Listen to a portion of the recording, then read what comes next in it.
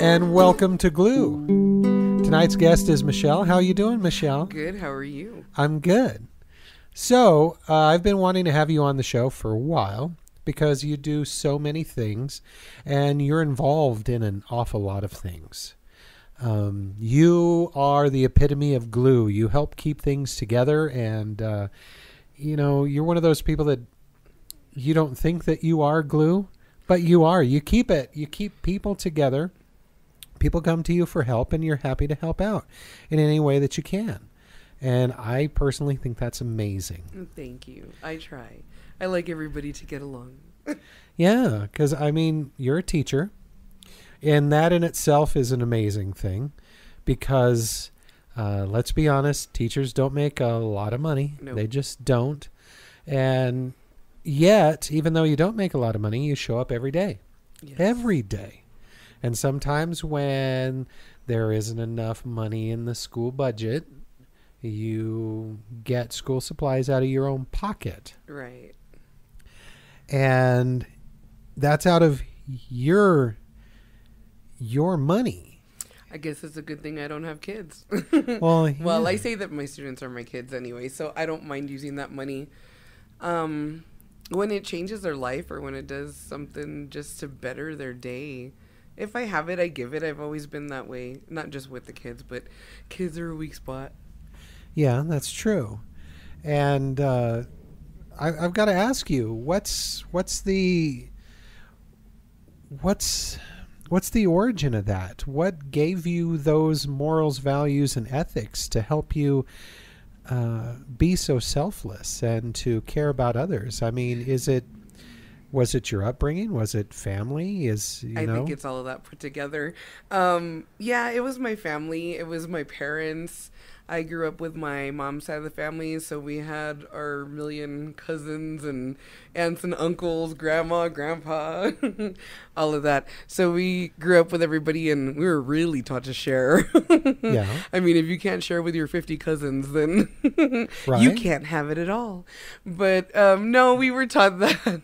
We were taught that with our family, and then I was brought up in church, and so we were always taught to help others, and it never felt like a chore. It was just something that, it was something that we were supposed to do, and we did it, and we were happy to do it because we knew that it brought good to other people.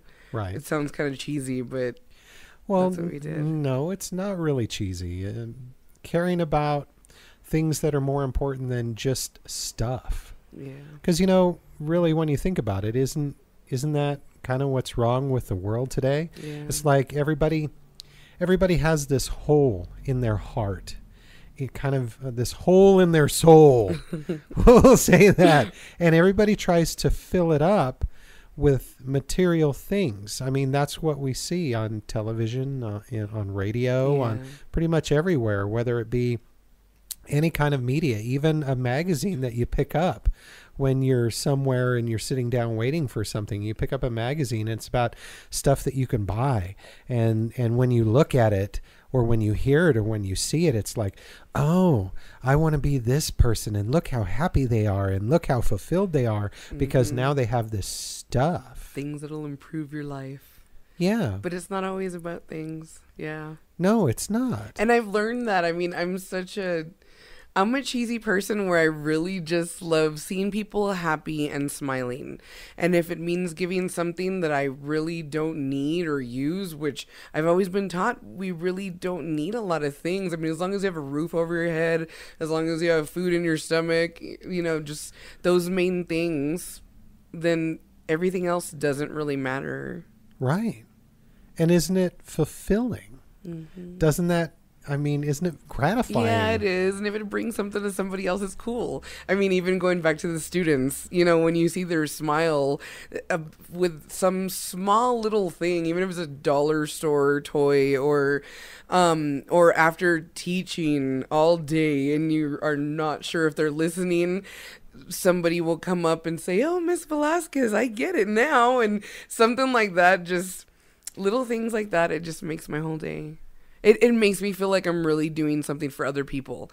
And that is what keeps me going, is just doing stuff for other people and making other people happy.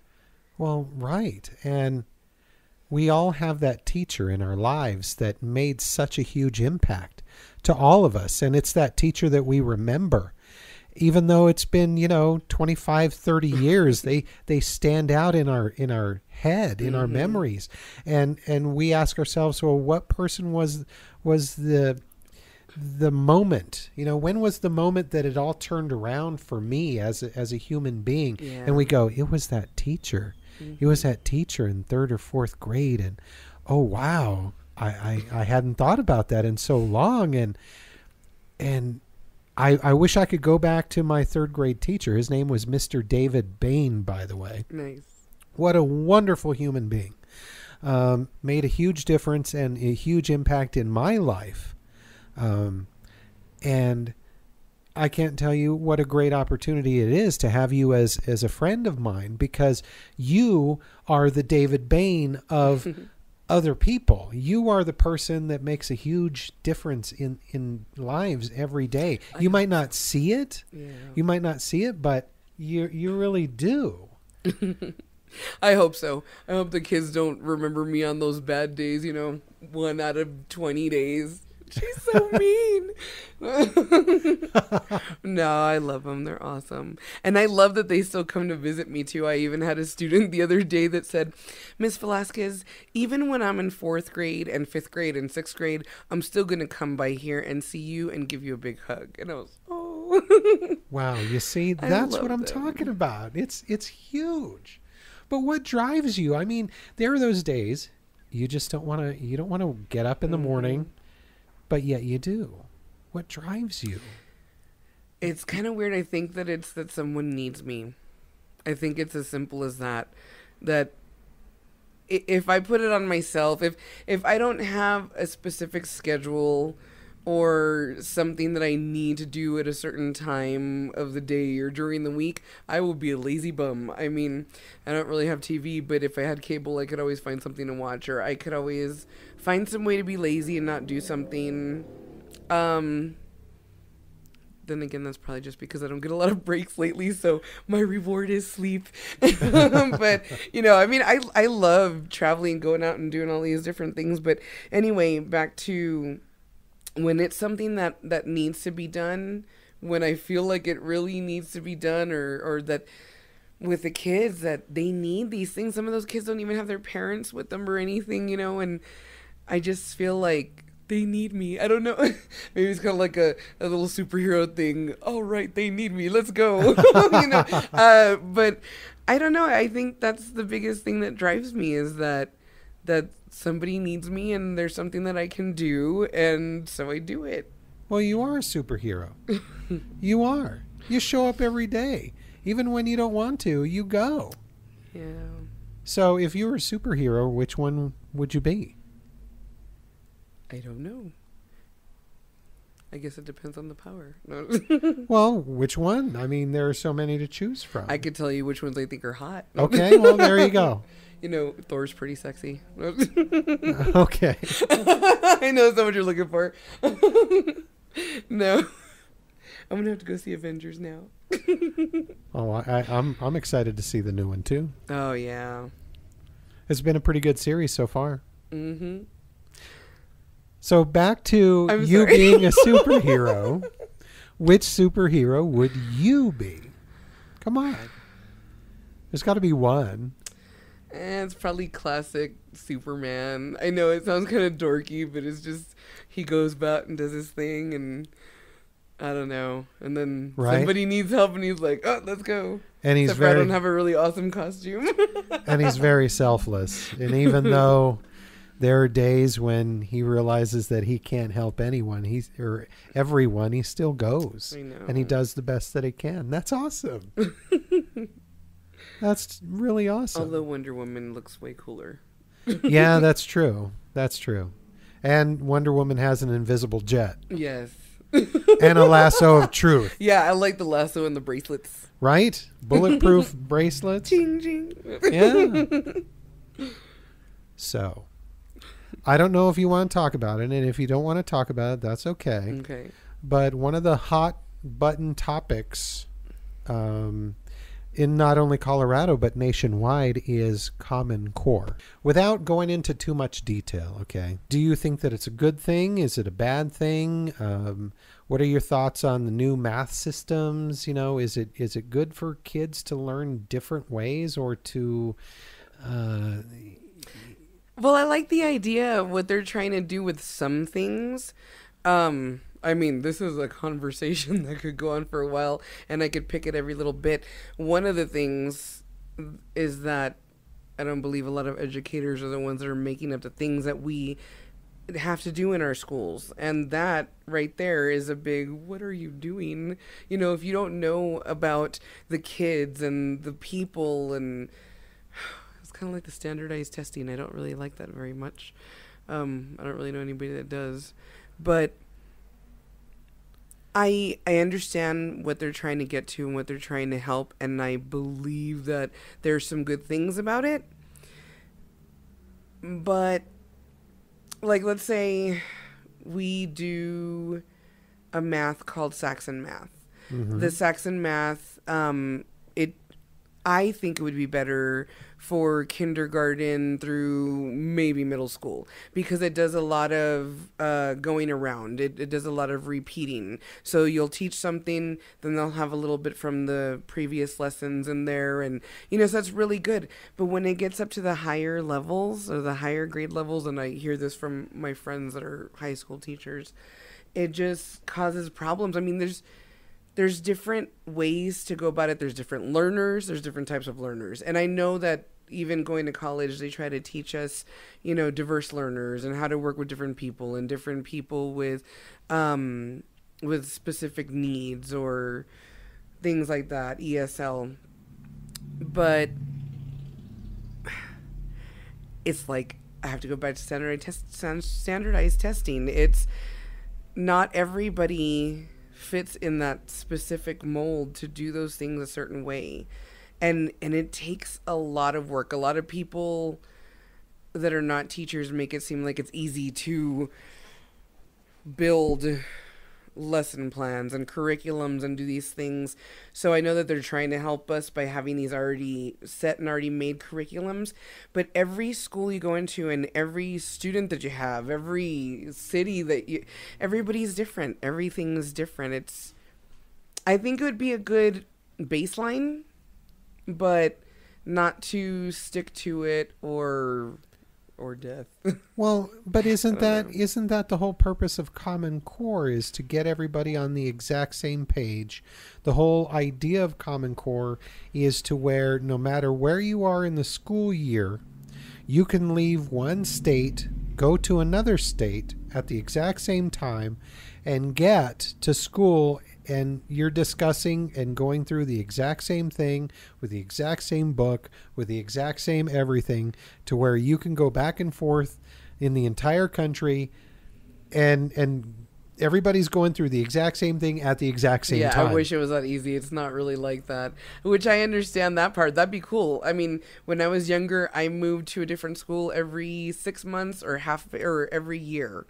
And so I missed out on a lot of things. So that's where I think the main idea of what they're trying to do is awesome. I mean, because if I would have been able to do that every time I moved, to go back to that same spot that I was in and not miss things and get that education the same anywhere that I went, that's fine. But when you go with the different types of students there are and the different types of needs, that's where it gets all messed up. Mm-hmm. So I think that's a great idea where they're trying to keep it the same everywhere, because from a person that moved a lot, I can see how that would benefit big time. I mean, there's so many things that I missed out on because I moved from one state to another, or even in the same city from one school district to another school district. And there's so many things that I didn't get to do. There's a lot of things I didn't learn until I was in college because of that. So I think that idea of core curriculum is a good idea. Okay. See, and my experience was the exact opposite, but you and I are like 10 years apart, you know, because just as an example, let's see, how many schools did I attend?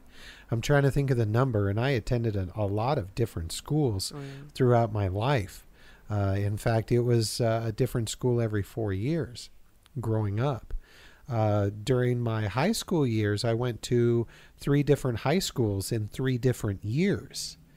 And so that was very interesting. Yeah. Luckily for me, 2 of those 3 schools were at least in the same state and only a few miles apart from each other. But still, and you don't there think was that a if they were, difference. and do you think that if they were on the same page that would have helped, or you don't think so?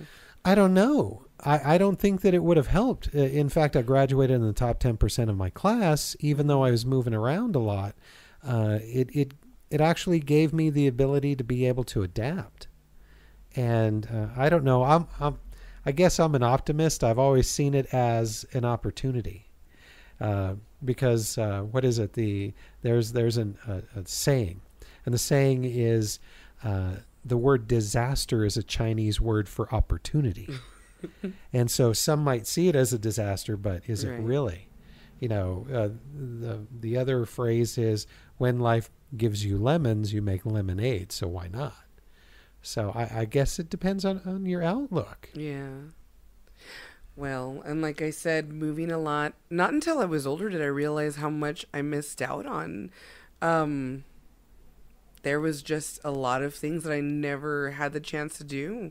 And like I said, it wasn't even always from state to state. I mean, the only 2 states that I've gone to are different. Well, there's been 2 different states, just Colorado and Texas. One other city other than San Antonio and Pueblo was Del Rio, Texas. But yeah, 3 miles away from the Mexican border. Uh-huh. That was fun. But it's a dangerous place too. Oh man, I've done some, or been in crazy places. Because isn't that across the border from, what is it, Matamoros? Yeah. And I remember there was this it was like a horrible tale of something that it happened over there, and I'm like, well, maybe, I don't know, because I know that Acuña Ciudad is right over the border from there. But I don't know if Matamoros is that close. I don't know.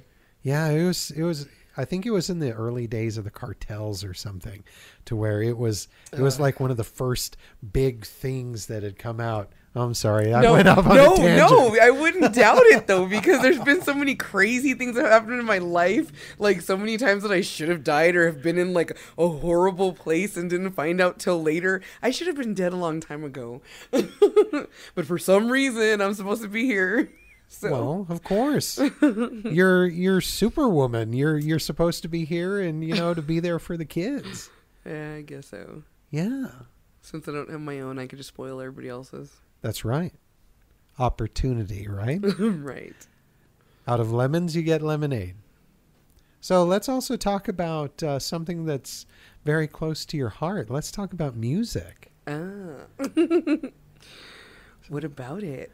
Well, I know awesome. I know that you also sing. Yes. And you've been you've entered yourself a couple of times, or you've wanted to participate in certain things. Yeah. Tell me about that. Well, should I start from like when I was born? No. Well, I've been singing since I was a kid. I mean, at church. My dad was all oldies, not afraid of anything, crazy, singing, dancing all over the place. I was totally embarrassed of that when I was younger, but I'm so like my dad now. And so singing at church. My dad was the one that got me out of being shy. You would have never known that I was like the shyest kid ever with a lot of things, but my dad used to force me to go talk to people and then the moving thing. But he used to put me in contests, Christian contests and stuff, back in Texas. And I just always loved singing, and singing was always around me. My dad, my mom, my aunts, all of my mom's sisters and mother and brothers and everybody that we grew up with, they all sang. And we all, I guess, mostly sang for the church. We really didn't. Yeah, it was all church. It all started with church. But then I remember when I was younger, oh man, I don't know, probably 10. I remember I wanted to be a famous singer, and my mom told me, if you want to be a famous singer, then you need to take classes and you need to learn how to sing correctly. And so as soon as I was in 6th grade, I got into choir, and that was where one of my most awesome teachers, Miss Terrazas, was, she changed my life. Oh, It was look at great. that. Yeah, One of those going back to teachers the that teacher. made an impact in your life. I know. And it was so cool. I mean, so that first year in 6th grade, I got into it, and the teacher liked the way I sang, and she was trying to make me better, and she entered me into things for first chair honor choir and everything. It was awesome. So I just kept going from there. It was something that I loved to do. It was something that made me happy. It was something that was around me every day, all the time. Mostly thanks to my father. Crazy. With music blaring all over the place. So what things have you entered? What have you? Oh, come on. It's been a while, but Hasn't been that long. Well, back in 2005, I think it was, I went for American Idol. Yeah. And then Let's talk about that experience. Oh God. Because everybody's familiar with it, but nobody knows what happens in the background and what happens. Oh my God. Yeah, that was such a long time ago. It might have changed, but what you see on TV is not what goes on there. I mean, my friends drove me all the way to Las Vegas to go audition, and we're all sitting out there and waiting. Then we were lucky that we didn't have to sleep outside, so we actually got to sleep in the auditorium or whatever place they had there.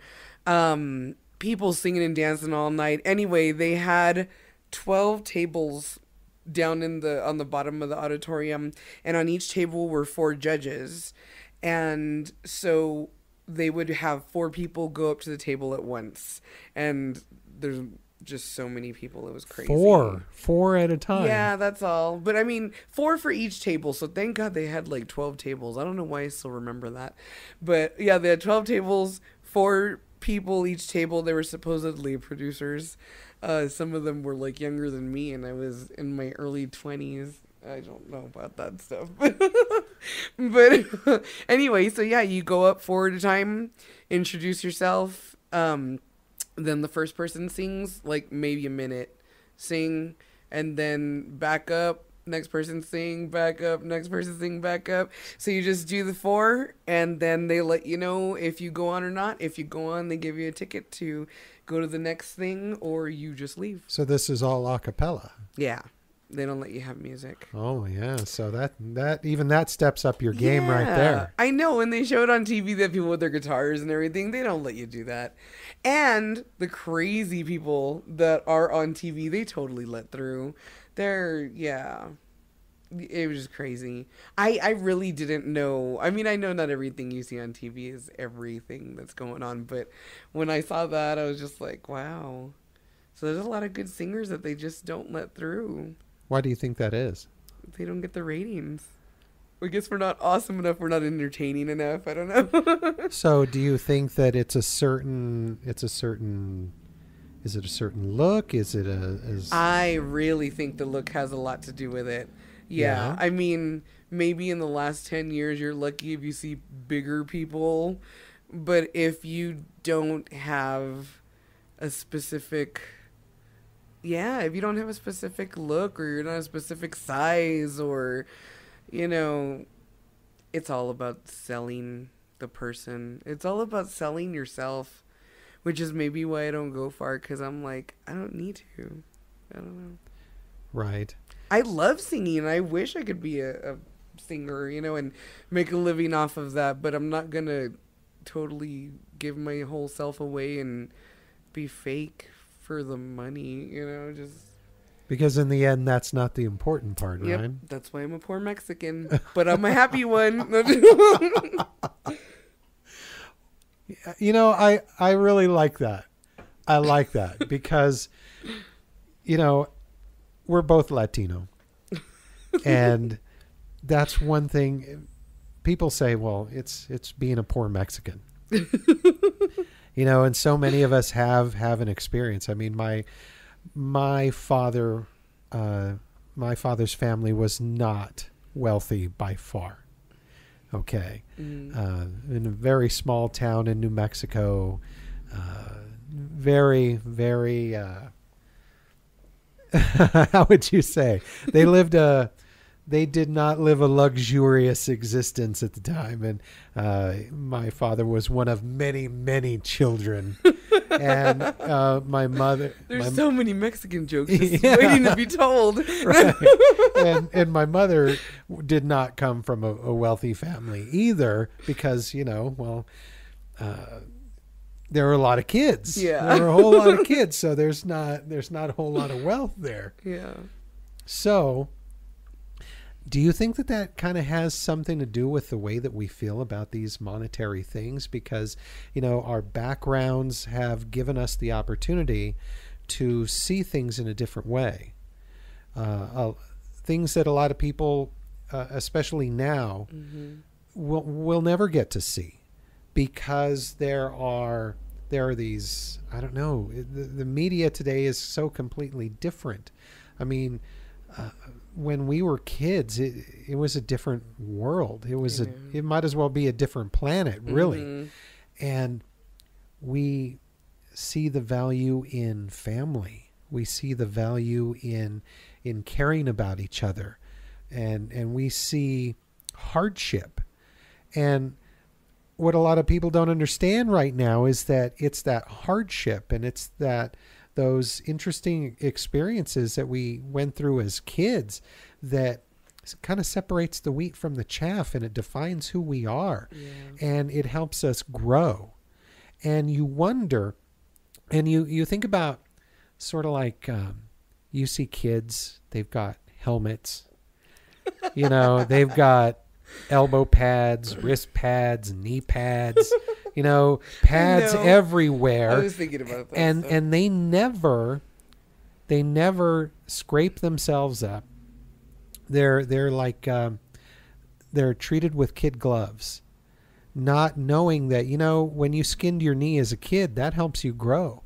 When you fall off your bike and you injure yourself and you go through these perils, that it helps you grow as a human being, and you discover things not only about the world around you, but about yourself. And so many of these kids today, they don't get that opportunity to have themselves tested in the ways that we were, because, we didn't have that kind of protected existence. Right. I know, that's just life. We're going to get hurt. We're not going to have that cushion all the time. And we're lucky if you have it 10% of the time. And it kind of toughens us, and it makes us different than people who aren't. Right. What do you think about that?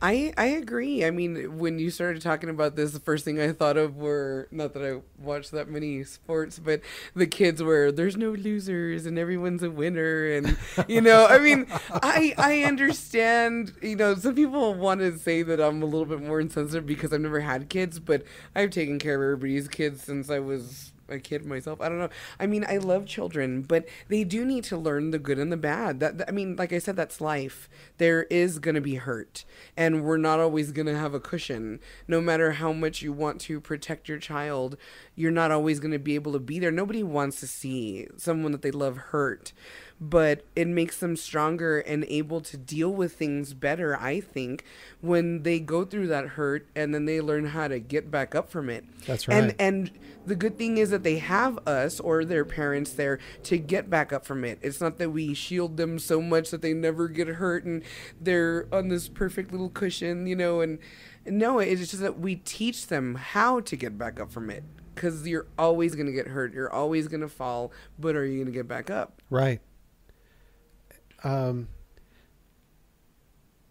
share something with you. All right. Okay. When I think I was maybe 4 years old. Now, what I'm about to tell you, I'm not suggesting that anybody do this with their kids, okay? I'm just relaying the experience that I went through, because I didn't do this with my kids, and I would never do this with my kids. I'm just pointing this out, because I can talk a good game, but I spoil the hell out of my kids. Anyone that wants to experiment? Right. So I'm going to come clean here, and I'm going to reveal something about myself. Mm-hmm. When I was like 4 years old, I'm riding this bicycle. And my father comes up to me and he tells me, and he says, "You know what, son? It's time to take those training wheels off." And I'm really excited because I have no idea what is involved in the removal of taking the training wheels off my bicycle. I think this is a wonderful thing because this is magic. My father's going to snap his fingers and I'm going to be able to ride my bicycle without training wheels. Not understanding what is about to occur. So, actually, this happened here in town. And this happened on Cactus Hill. Okay, it's like heading toward the reservoir. So there's this little hill on Cactus, and my father, he took the training wheels off my bicycle. He said, "Son, this is the last day you're using these." And so he removed them, and he says, "Bring your bicycle." And my father had this firm tone, and I'm kind of excited, but I'm kind of like, uh-oh, why does he have this firm tone? Now I'm kind of time to be a man or die. I'm kind of concerned now. So I'm pushing my bicycle up to the top of the hill. I'm following my father, and so my father says, "Okay, son, get on your bike." So he puts me on the bike, and he runs alongside of me on the bike, and then he pushes me down the hill. And of course, I don't know how to ride a bike without the training wheels. Going down a hill. Yeah, exactly. And so, I go for a little bit, and because I don't know how yet, I fall. Yeah. And I'm all road rashed up. Okay. And I'm like crying. And my father, he tells me, he says, "Get up." And I'm crying. I'm hurt. My elbows are skinned, and I'm like, I'm kind of traumatized because I fell on my bike. I'm 4 years old. So my father yells at me. He says, get up, bring your bike back. And my father is a very stern person. And I know that if I don't do what my father says, there are serious repercussions. You're like, this hurts, but that might hurt a lot more. Yeah, exactly. The road rash hurts, but I'm going to get it worse. So I reluctantly pick up my bike. I get up, I pick up my bike, I push it back up the hill. My father says, "Get on." And he proceeds to push me down the hill again.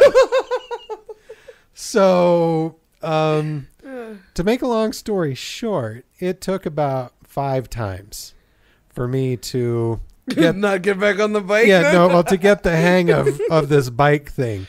So I was a little scratched up. But in the grand scheme of things, I didn't realize what my father was teaching me. It's taken me a long time to understand. Mm-hmm. Was it the best way to teach me this? Oh, no, it wasn't. I'll be the first to admit that. But that was the way that my father knew how to convey things with his upbringing. It's not only to help you grow. In other words, this is not the first time you're going to fall down. This is not the first time you're going to scrape yourself up. And it's certainly not the last. But you're going to get up. You're going to get up, and even though it's rough for you, it's tough for you, you're going to get up and you're going to finish. You're going to finish these things that you start. It seems like an easy thing to take those training wheels off. It seems really easy, but in the end, it's hard work. You put yourself through this hard work and you push yourself through the day to make it. Mm-hmm. You keep on going. You don't give up, no matter what. And I think that was an important lesson. I know. I believe that's so important, and a lot of kids don't have that nowadays. I think a lot of the people our age or the parents now, I think they wanted to be the cool parents and the friends, and you want to have your children to be able to talk to you about anything and everything. And I think that's great. I mean, it's just like with my students. I have a little bit of a friend thing, but then there's time when you have to be the authority, when you have to get the job done. And there's a lot of parents that were so lenient that their kids didn't learn, or they're not learning what they need to be. And it worries me about certain things that children can handle. And it's funny that you brought that up, because just last week we had one of our high school students commit suicide. from bullying. And I was talking to the other teachers about how back, not that we're that old, but, you know, back when we would get angry or there was something we couldn't deal with, we would run away, or some people would go get drunk or high with their friends. And there's so many kids nowadays, so many kids that are going to suicide. And that, you know, and they need to realize that shouldn't even be an option. Right. I mean, I don't know. Because they've maybe, they don't know how to cope. They don't know how to deal with things. They don't have the coping they skills. Have been taken care of for so long. Someone else has always done that hard work, and they feel like they're a loser, or that there's nothing they can do, or that they're just horrible and things are never going to get better. But that's part of the losing. They have to know that, oh, we're all going to lose something sometime, maybe 1,000,000 times in our life. I was even talking to somebody the other day about how I have friends in their 50s and 60s, and they're going through the same relationship things as people in their 20s. I'm like, damn, this is never going to end.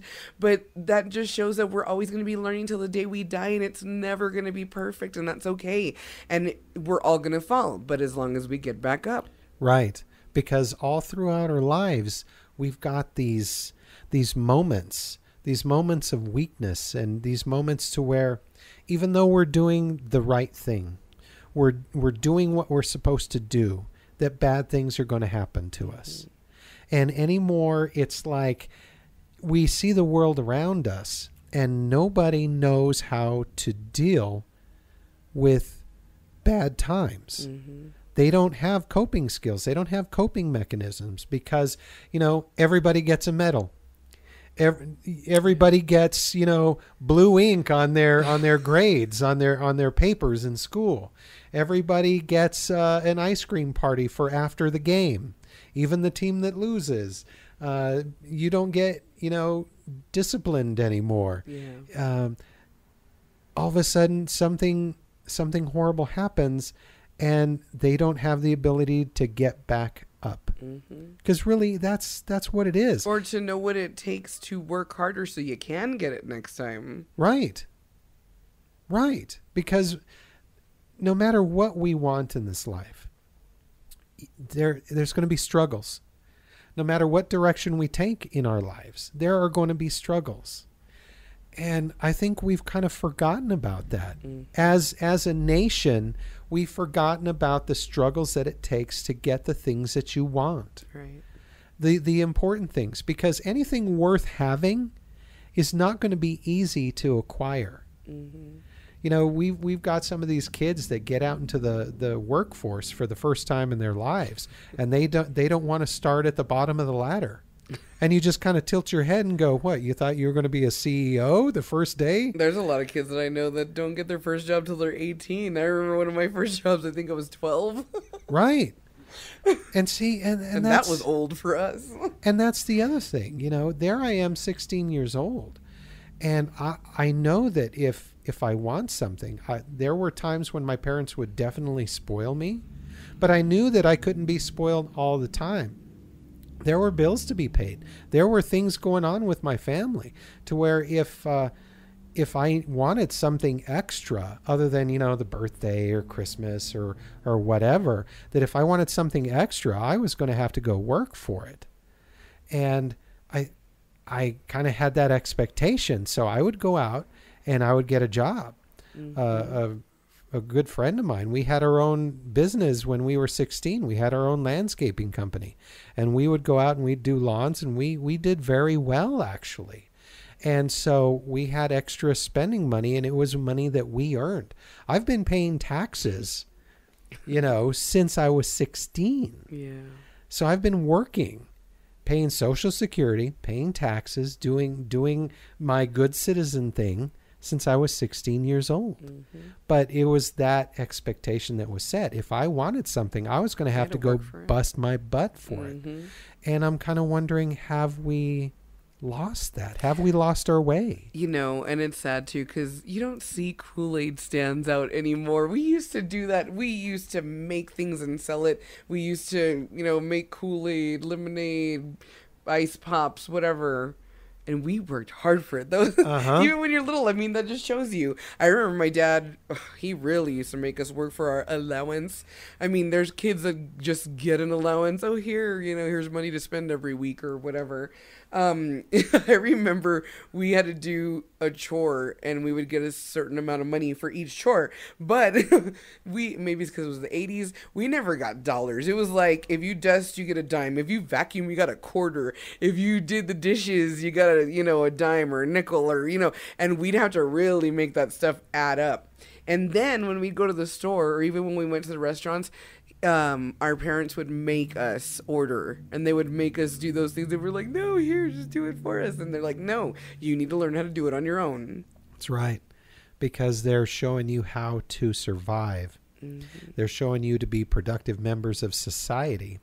They're showing you how to live without them, which is really what a parent's job is. Yep. They're supposed to teach you these things. And we threw a fit and we cried about it and everything. But, I look back at it now, and that's what a lot of the kids are lacking. And I think maybe also parents just don't want to deal with hearing their kid cry, or it's like, oh my God, just give me a minute of peace. I'll do whatever you want. But it hurts them in the end. They need those lessons. They do.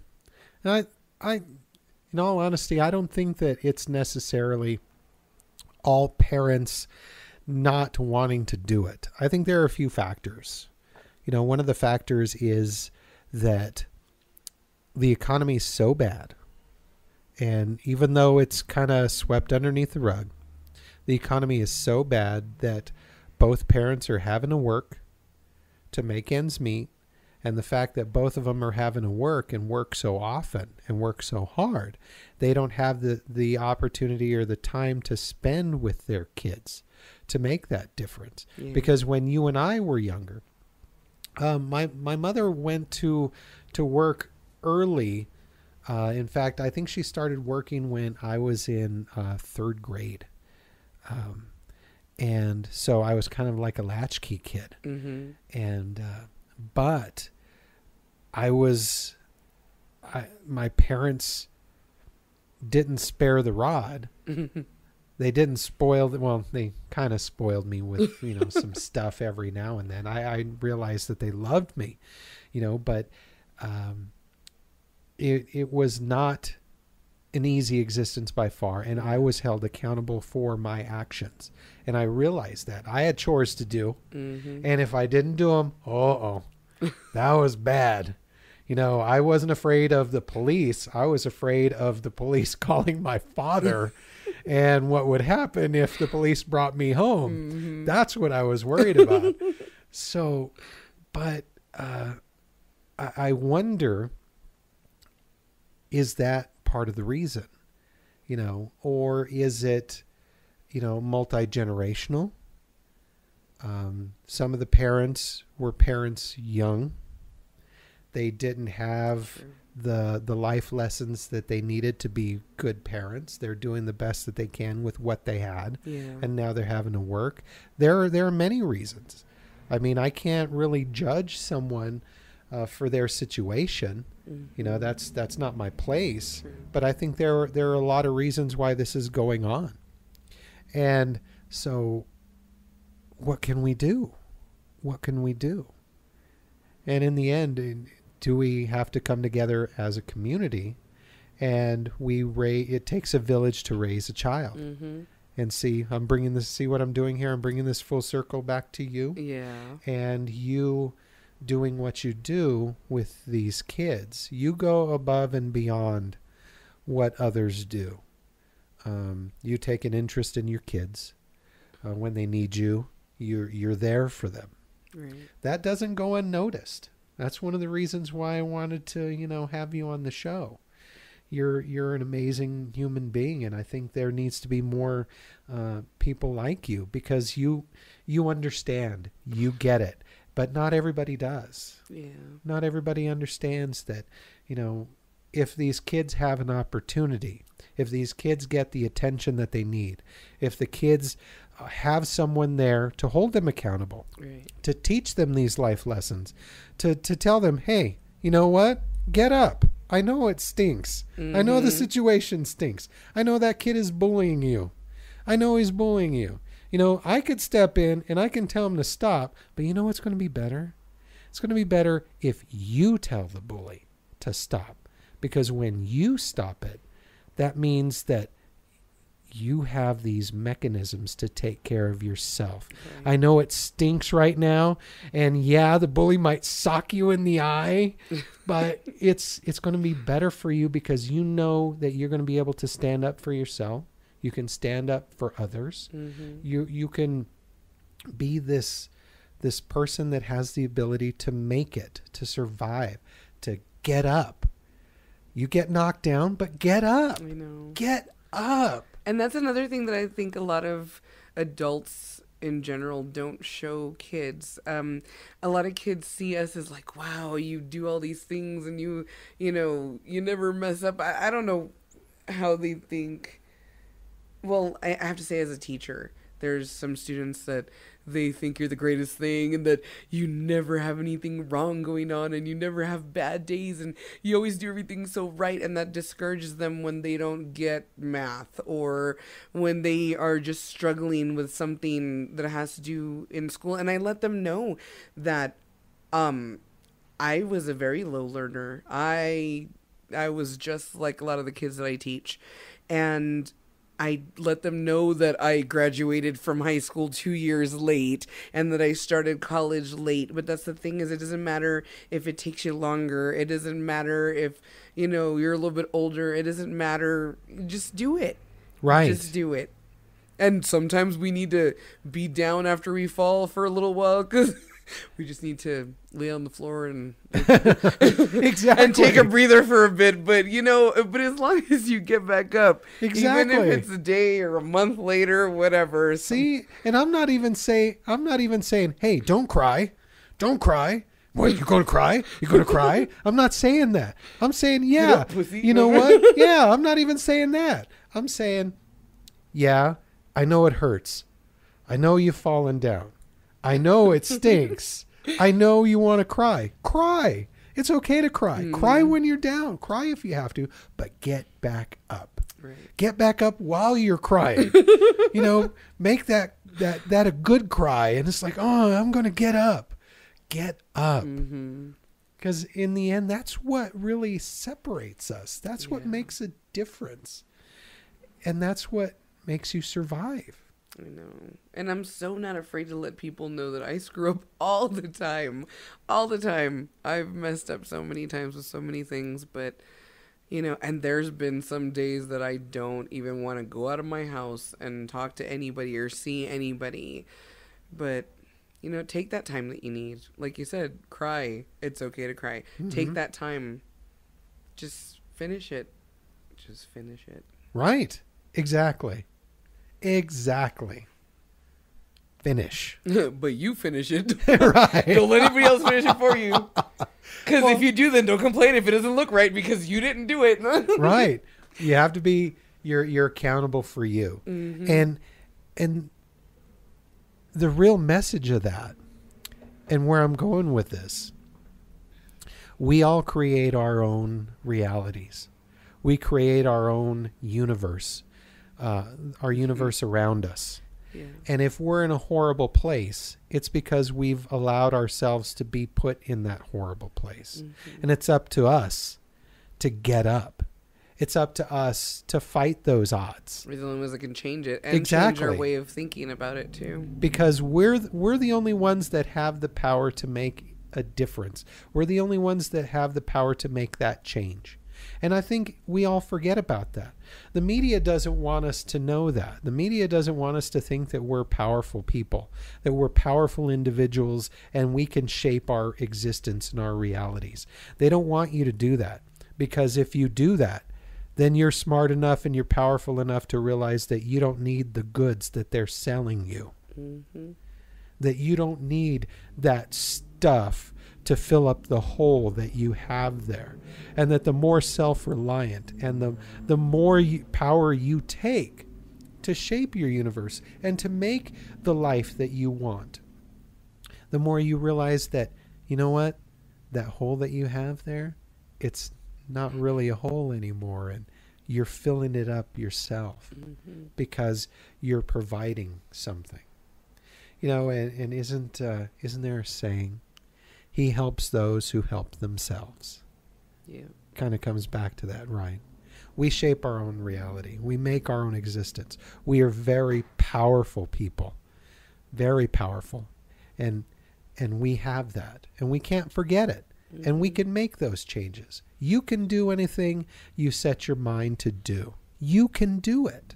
Yeah. Never forget it. You can do I it. still have friends that say things like, "Oh, I don't want to speak. I don't want to talk about it because they're not going to listen to me anyway. They're not going to, whatever." But why not try? Just try. I don't know why I've always been so... I know a lot of people, they're like, "Oh, it doesn't matter. Oh, I'm not going to say anything. Oh, they're not going to listen." I'm like, just try. And if it doesn't work, well, hey, you tried. Right. I don't know. It doesn't take that much more effort to just try to change things. It doesn't. Well, they might say no. They might just, make fun of me. Well, yeah, but so what? Get a tougher skin. You can do it. Just because someone says no doesn't mean that it's going to ruin your day. I know. Keep doing it until they say yes. Yeah. Or learn how to present it in a different way where it really seems awesome and they want to do it. Exactly. That's where creativity comes in. Right. I haven't failed. I've just found 99 ways that don't work. I'm still at it, though. It might take 2,000 tries, but you know what? I'm going to get it. I'm going to get it, and I'm going to figure it out, and I'm going to make it happen. And you know what? You will. You absolutely will. I think that's where we get laziness. Not like I haven't done it before either, but a lot of times we just want quick results. And it's just like, let's get it over with. Let's just do it. Oh, it didn't work the first time. Okay, forget it. I'm never going to think about it again. But no, we just need to do it. Crazy expectations, right? Yes. It's like instant gratification. Is that really the downfall of modern society? Instant gratification? No muss, no fuss. It's easy. It's the easy button. No, just press the easy button. You don't have to work for it. Here, just press the easy button. It's lotto. It's all lotto. You're going to win lotto. Here, give us your $2. Your $2 twice a week. It's the easy button. Go ahead. No, it's not easy. I know. You just made me realize I haven't practiced guitar in a while. Right? And there's a guitar right behind you. See that? You see that? Yeah, I'm not going to do it. Oh, you don't want to? Come on. No, it's been like a few weeks, maybe like a month. But you're going to keep at it, right? Yes. Awesome. Still have my nails cut. If I cut my long nails, then I'm serious. Because you can do anything you set your mind to. No doubt. And you are one of the most incredible vocalists I've heard in a long time. And when my kids first heard that CD, I'll share something with the audience.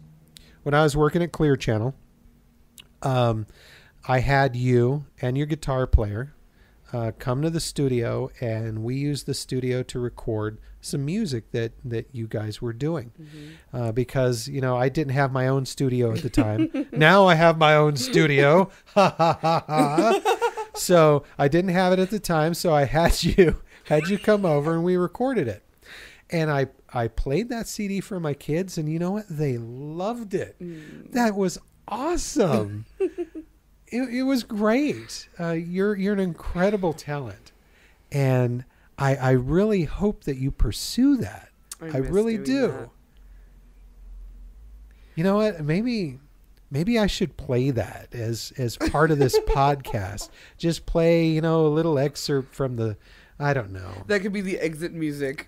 No, maybe. I don't know. Maybe I won't. Because it's a cover. And, since it's a cover, there's probably licensing issues, so I probably can't. Aww. But I wish you would do some original stuff. This way I could put it on. I make up songs in the classroom all the time.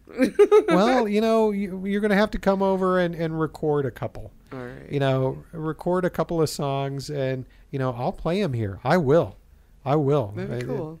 It's awesome. You're an incredible talent. Thank you. I miss singing too. Karaoke only does so much. No, but it's great practice. True. Yeah, I had so much fun when you were a karaoke DJ or a KJ. Yeah. It was so much fun. It was, because you would tell me, it's like, well, no, you can sing this song. And it's like, oh man, now I got to get up and I got to sing it. I know. It's so out of my range, but I'll give it a shot. I love pushing people and not be shy and just do it. And most of the time, I'd say like 99.9% of the time, they loved it. Yeah, it was fun because it takes you out of your element. You challenge yourself. Mm-hmm. And really that's where we as human beings kind of enjoy that. When we're forced to challenge ourselves. There's like this chemical in our brain. It's like, ooh, that was actually kind of cool. It's because we're all afraid of falling. Why not just fall? I know, just do it. Get back up. There's okay Band-Aids. All right. Might hurt a little bit, but get back up. And then you have a really cool scar from... Yeah. From Chicks love scars. Chicks love scars, man. Can you dig it? Well, I really, really am glad that you came by and, sat with me for a little bit to do the show. I've wanted to have you on the show for quite a while, and I'm very grateful to have you on. Well, thank you for having me. It was fun. It's always awesome talking to you. We're going to have to do this again. Yes. Let's do it. Thanks again, and you've just listened to Glue with Marty Muniz. We'll see you next time.